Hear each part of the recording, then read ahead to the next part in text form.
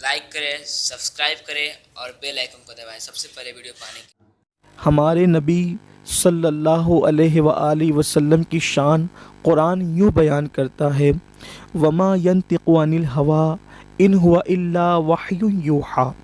کہ یہ پیارے محبوب، آیت کریمہ کا مفہوم ہے کہ یہ پیارے محبوب اپنی مرضی سے کچھ نہیں کہتے، جو کچھ ان کو وحی کی جاتی ہے یہ وہی بات فرماتے ہیں۔ تو جو رسول صلی اللہ علیہ وآلہ وسلم گفتگو کے معاملے میں، بولنے کے معاملے میں، زبان کھولنے کے معاملے میں اتنے محتاط ہوں کہ وہ وحی کے بغیر گفتگو نہ کریں، تو وہ کسی کام کے معاملے میں کس قدر محتاط ہوں گے۔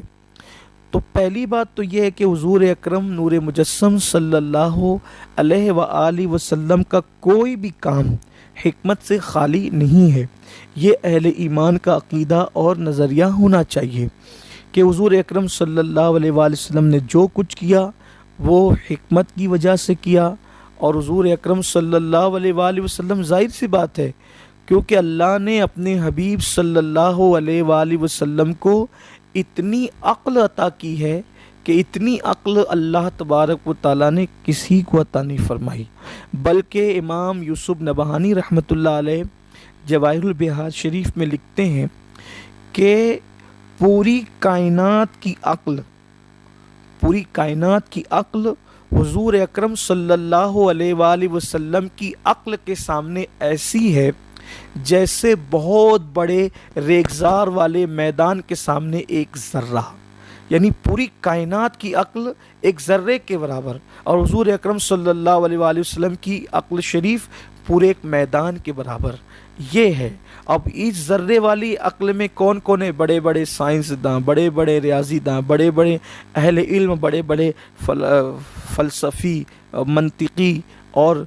پتہ نہیں کون کون کون کون۔ اور امام یوسف نبہانی فرما رہے ہیں کہ ان سب کی جتنی کائنات کے اولین اور آخرین ہیں، ان کی عقل حضور اکرم صلی اللہ علیہ وآلہ وسلم کی عقل کے سامنے ایک ذرے کی حیثیت رکھتی ہے۔ تو اتنے عقل والوں کی عقل جب ایک ذرے کی حیثیت رکھتی ہے، اور حضور علیہ السلام کی عقل شریف اور پھر ان کے حکمت والے فیصلے، اس کا عالم کیا ہوگا۔ تو پہلی چیز تو یہ ہے کہ آقا کریم صلی اللہ علیہ وآلہ وسلم نے جو کچھ کیا وہ حکمت کے تحت کیا، ایک بات۔ دوسری بات، انہوں نے جو کچھ کیا یہ اللہ تبارک و تعالیٰ کا ان کو حکم تھا، اللہ تعالیٰ نے انہیں حکم فرمایا تھا۔ اس کی حکمت کیا تھی؟ دیکھیے، حکمت اس کی تو اللہ اور اس کا رسول بہتر جانتے ہیں، لیکن ہمارے علماء نے جو بیان فرمائی ہے وہ یہ ہے کہ اس کی کچھ حکمتوں میں سے حکمت یہ بھی تھی بعض نکاح میں کہ کوئی ایسی سماجی برائی چلی آ رہی تھی، انشاءاللہ آگے جب ازواج مطہرات کی زندگی ہم بیان کریں گے تو اس میں آپ کو مزید اس کا خلاصہ مل جائے گا۔ کوئی ایسی سماجی برائی چلی آ رہی تھی، تو اس برائی کے خاتمے کے لیے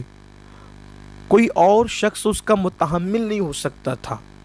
اسی لیے اس برائی کے خاتمے کے لیے اللہ کے رسول صلی اللہ علیہ وآلہ وسلم کو نکاح کا حکم دیا گیا، جیسا کہ حضرت زینب کے ساتھ نکاح کا جو معاملہ تھا، ایک بہت بڑی رسم بد جو قوم میں چلی آ رہی تھی۔ حضرت زینب جو حضور علیہ السلام کی پھوپھی کی بیٹی تھی، ان کے ساتھ حضور علیہ السلام نے نکاح فرمایا، تو اس رسم بد کا خاتمہ ہوا۔